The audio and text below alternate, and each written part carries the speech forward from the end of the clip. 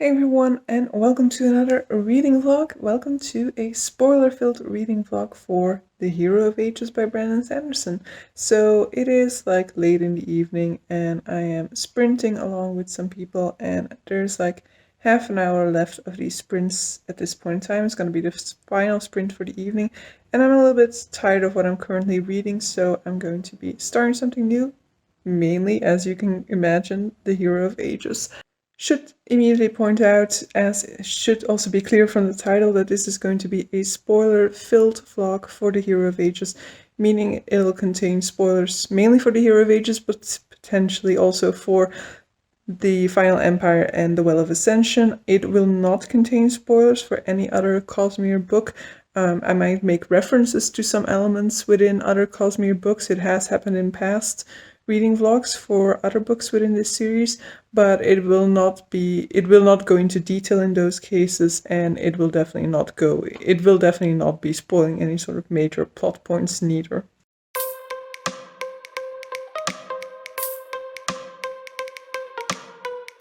So, what do I remember of The Hero of Ages?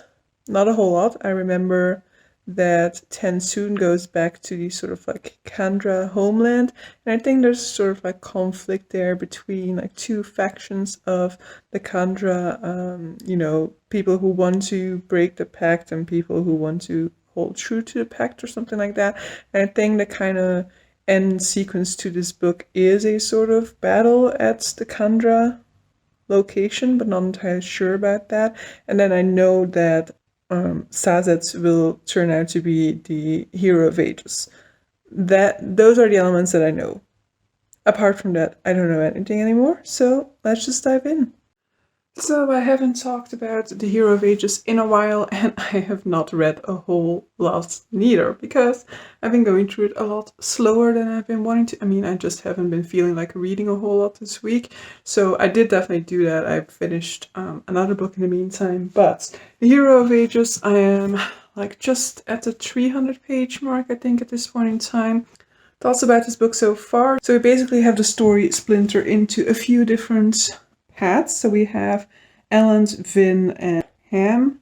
They are off in what is this city called? Vadrix or something like that, trying to get that government on their side so that they can get the cash over there. And so and that is basically a sort of like city that is like pretending like nothing happened, pretending like everything is the way that it has always been. So I think it's an interesting contrast to have these two cities that they're kind of trying to convert to their cause. One being the city that's kind of pretending like nothing happened, pretending like life can continue on the way it did before, with the nobility taking over the sort of leadership again, with the nobility having their sort of parties and their frivolous way of life, and the sort of lower classes bowing to their will. And then the other city is then where Spook and Sazet and Breeze are currently at, which is then a city which does the opposite. Like anybody who has noble blood is kind of executed in there, and going as far as, looking back through the lineage of people in that city. And even if, you are part of the ska, but like 3 generations back somebody had ties to nobility, then they also will still execute those people. And I think that that's an interesting contradiction to look at there. I'm not entirely sure anymore how this evolves, and I've totally forgotten about Spook and the way in which he is become this sort of like master tin user, somebody who burns tin so much that, he physically changes as a result, as well as the way in which he is given an extra power. I am very much enjoying Spook's perspective in this. I did kind of have flashes of memory when I was reading that, when he was talking about that girl. That does vaguely ring a bell to me, but I have no memory of where that is going to go at all. I do think it's also interesting to look at the way in which, the different factions when it comes to the Church of the Survivor in that whole city where Spook is currently at. So in Urto, people really take the letter of the word of what Kelsier has said, and so as a result they really take the extreme attitude of what Kelsey was saying. And I think it's interesting as well that Sazed recognizes that they cannot really say that they're wrong about it. They know Kelsey, and so they know that Kelsey didn't mean this, but that is indeed what Kelsey was saying. Kelsey all the time was saying that they needed to burn the nobility and things like that. So there's no real, you can't really say that these people are wrong about what Kelsey wanted. That's definitely what he made it seem like he wanted. So I think that those are just some interesting things. It kind of reminds me as well a little bit of Elantris. In Elantris, you also had Shu Dirt and Shu, don't really remember. You had like two versions of one religion, and that was based off of like different interpretations of what the original master, the original creator, or the original inspiration to those religions had said. You know, both factions interpreted in a different way, and so different strings of a religion were created as a result. So that kind of reminds me of that, this whole section of, you know, the Church of the Survivor and the sort of like string of it we see in Luthadel versus the sort of like new branch that is being created in Urto. Yeah, but so I am hoping to get a lot more done today, but like I am going away on a weekend tomorrow in the afternoon, and I will be back on Monday in the afternoon as well, or like even in the morning already. And then I can still do some more reading in the afternoon, for example. But my initial hope had been to finish it today, which is not going to happen. All right, a few things to talk about. So we just found out that the Colossus and also the Kandra are basically become the way that they are by using hemalurgic spikes. So basically, somebody who has elementic powers or ferrochemist powers, if they are killed with a spike of a certain metal, then that power that is kind of channeled into a spike, and that spike can then be pierced through another human to make them into a Colossus, for example, or through Mistrates to make them Kandras. So that's a super interesting concept that I'd completely forgotten about. It is gruesome, the same way as it is with the Inquisitors, actually making me wonder now what the difference is between the Inquisitors and the Colossus. You know, how do we get an Inquisitor rather than a Colossus? Because the Inquisitors are also humans with spikes. Is it just like the way in which you do it? Because with the Colossus, which is very like, I don't know how sick Brandon Sanderson's mind can be sometimes, but so basically you rip off the skin of a Colossus and then you attach that with spikes to a human. But like, how do you make the first one? Because you don't have a Colossus skin then. But okay, whatever. Thinking way too much about this at the moment. So I'm back here for you guys. It probably seems as if nothing has happened in the meantime, but so I've just had a nice weekend away. It's been a very long time since I had a weekend away, and I really enjoyed it. Really enjoyed being away from this particular setting for once. But so I am now just over the halfway point of the Hero of Ages. I got a little bit of reading done during that weekend, but almost none, to be fair. So we are now a little over halfway through, and Vin has gotten herself really caught in a certain situation. I don't think it's a memory. I did know that like, I did suspect that was gonna happen. I just think because it just seemed too easy, their plan, so I did kind of assume that if she was gonna make it into that storage cache, that they were gonna close the door on her somehow and she would be trapped inside. I do very much like also the sort of revelation that the voice of Reen inside her head is basically Ruin. That basically since book 1 we've had Ruin present within this trilogy. I'd completely forgotten about that. And I do definitely like those types of revelations later on in the series when you kind of look back to the first books that you've read and you understand that there was a lot more going on then than what you were picking up on. So, you know, Ruin has basically been manipulating Vin throughout her life, preparing her for, you know, overthrowing the Lord Ruler, preparing her for giving him his freedom again through the Well of Ascension. So I really like that one. Great revelation, great way of tying the different books together as well.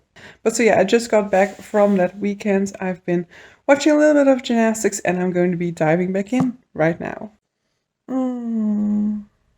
Long weekends over. Time to get back to work, but just a quick update on the Hero of Ages. So I'm really getting to this sort of like wire here. We're really getting down to the part where things are speeding up enormously, and I might even still finish it today, even though like I need to read like just under 200 pages still today, even though I've already read like some 40 pages or something this morning already. So it would be a huge page count for a work day if I were to be able to still finish it today. But I can definitely see myself being able to, because I'm getting to that part where, you know, you just want to continue. So perhaps. All right, lunch break time. I am around page 640, so got quite some pages done again today already. But so, what happened in the meantime? So Vin has finally kind of started playing open cards with Yeoman, and so they are probably going to get some sort of an alliance, which I think is a great way to get things going. I think it's interesting that Brandon Sanderson hints at the fact that the Lord Ruler might have possibly created these stores caches as a sort of as a, what do you call it, as a distraction for Ruin, a distraction so that Ruin cannot get to the Atium. And because of the message that the Lord Ruler left in the last storage cache, which is that he hits his body, I'm then going to assume that the Atium somehow is a part of Ruin's body, or is Ruin's body splintered down into small pieces or something like that. And another thing that I find really interesting is that, you know, we just have Spook, who has awoken after his ordeal, and he is looking for a metal sheet in which he can then pound a message because he cannot speak it out. And I think it is an interesting technique that Brandon Sanderson is using there, because the fact that people cannot voice their ideas, they cannot voice their suspicions, because then Ruin will overhear them, means that Brandon Sanderson can easily keep things from us as a reader as well. I think it is a sort of very smart move on the side of him as a writer. You know, it is something that makes sense within the story, but that also he himself as a writer can utilize to create a little bit more suspense, to withhold information from the reader as well, in order to then like deliver that information in a big punch at a certain point in time when he wants it to be delivered. But so yeah, Sazed finally is out of his sort of like depressed mood, has finally found back the hope that he will be able to find the religion of his people again, that he will be able to restore the terrorist religion to the world, and will be able to restore it to its former glory, be able to find out the answers to what his ancestors have always believed in. And so we're finally gonna get to go deeper into that Hero of Ages part of the story. I still don't really know how we end up finding out that he is the Hero of Ages, because I feel like in this book in particular, so far, we haven't really spent a lot of time on the Hero of Ages prophecy, potentially because we still are steered in the direction that Vin is the Hero of Ages, and that she was just misdirected by the fact that she didn't need to release the power at the well. She still seems convinced that she's the Hero of Ages. Sazed still seems convinced of that. Ellen is convinced of that. So I'm not entirely sure anymore how we redirect that storyline, how Sazed then ends up figuring out that he actually is, or whoever figures out that Sazed is actually the Hero of Ages at the end of this book. But so yeah, I have to go back to work now, and then hopefully tonight I can get quite a lot more reading done, potentially finish it.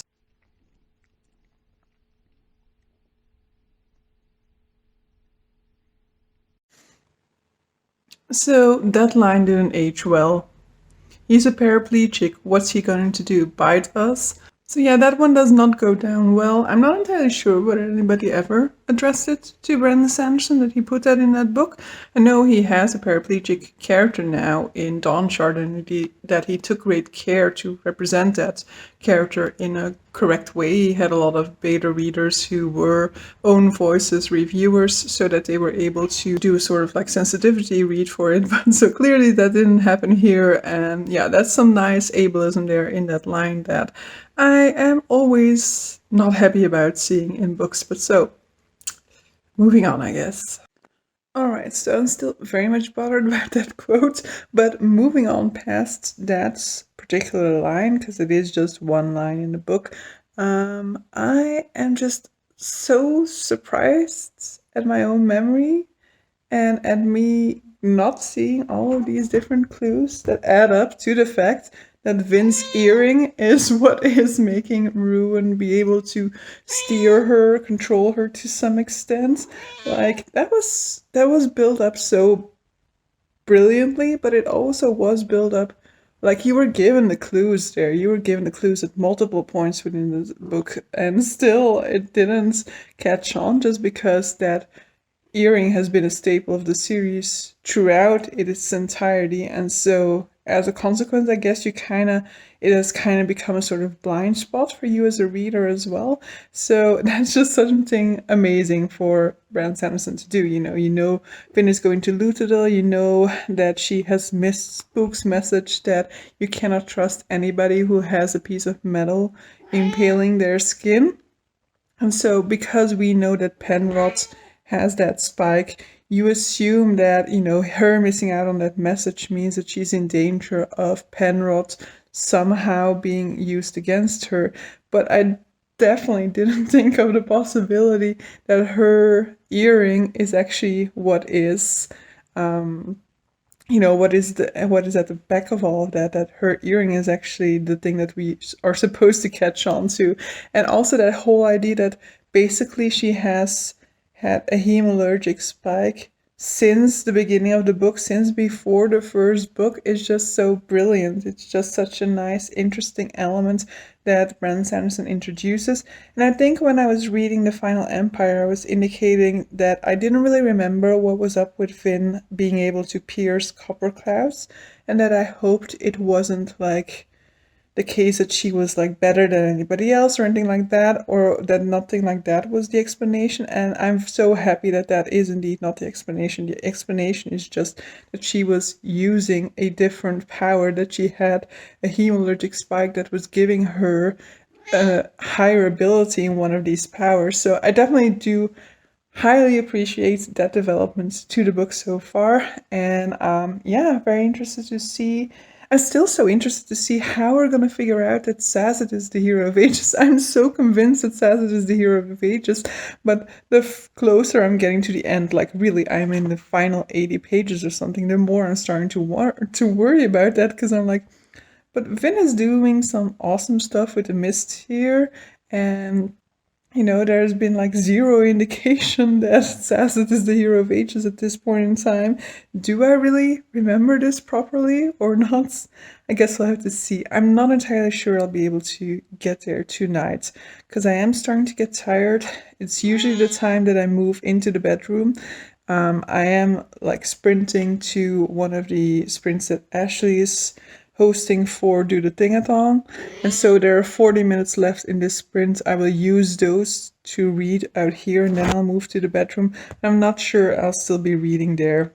But in any case, if I can get like some 30 pages further in, I'll probably be able to finish it tomorrow before work in any case. So that's probably what's going to end up happening, unless the Sanderlanche really carries me away and I'm able to continue on until, I finish tonight.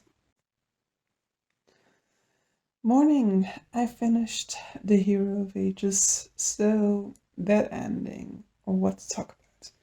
So all in all, I think The Hero of Ages is a good conclusion to this series.